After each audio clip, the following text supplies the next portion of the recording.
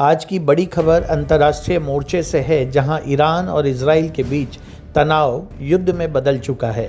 इस युद्ध का असर सिर्फ मिडिल ईस्ट तक सीमित नहीं है, बल्कि इसका सीधा प्रभाव भारत समेत पूरी दुनिया पर पड़ रहा है।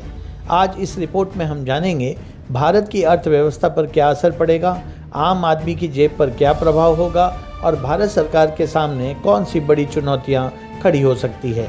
सबसे पहले बात करते हैं कच्चे तेल की।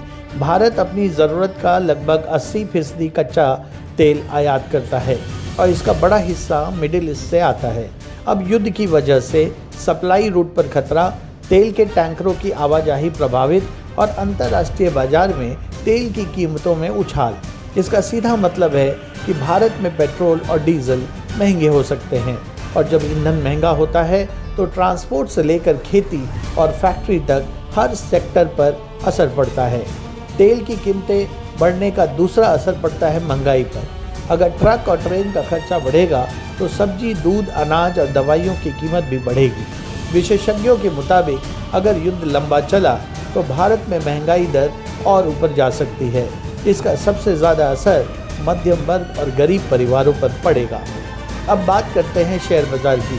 जैसे ही युद्ध की खबरें तेज होती है, वैश्विक निवेशक सुरक्षित जगहों पर पैसा लगाना शुरू कर देते हैं। इसका नतीजा भारतीय शेयर बाजार में गिरावट और रुपया डॉलर के मुकाबले कमज़ोर। रुपया कमज़ोर होने का मतलब है भारत को आयात के लिए ज़्यादा पैसा खर्च करना पड़ेगा, जिससे आर्थिक दबाव और बढ़ सकता है। युद्ध क्षेत्र के ऊपर से गुजरने वाली कई अंतर्राष्ट्रीय उड़ानों को रद्द या डाइवर्ट किया गया है।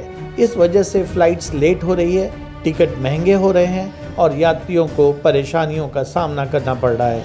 भारत से यूरोप और अमेरिका जाने वाली उड़ानों पर इसका सीधा असर देखा जा रहा है। ईरान और इजराइल में हज़ारों भारतीय नागरिक मौजूद हैं। इनमें शामिल हैं छात्र, मजदूर और बिजनेस से जुड़े लोग। युद्ध जैसी स्थिति में इनकी सुरक्षा भारत सरकार के लिए सबसे बड़ी प्राथमिकता बन जाती है।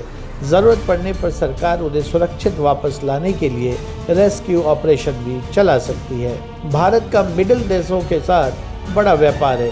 युद्ध की वजह से जहाज़ों को लंबा रास्ता लेना पड़ सकता है, बीमा खर्च बढ़ सकता है और सामान की कीमतें ऊपर जा सकती हैं।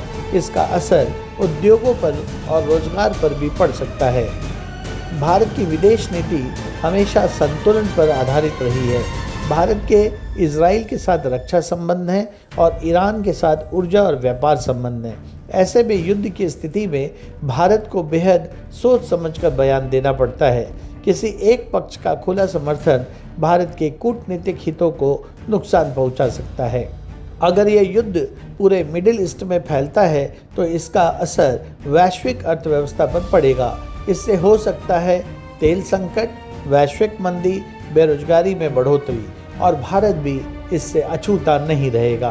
तो साफ है कि ईरान और इजराइल के बीच चल रहा यह युद्ध सिर्फ दो देशों तक सीमित नहीं है। इसका असर भारत की अर्थव्यवस्था, आम आदमी की जेब और सरकार की विदेश नीति तीनों पर पड़ रही है। सरकार हालत पर नज़र बनाए हुए हैं और भारत की प्राथमिकता अपने नागरिकों की सुरक्षा और आर्थिक स्थिरता बनाए रखना है। इसी के साथ इस रिपोर्ट में बस इतना ही। आप क्या सोचते हैं, क्या भारत को इस युद्ध में तटस्थ रहना चाहिए? कमेंट में अपनी राय ज़रूर दें।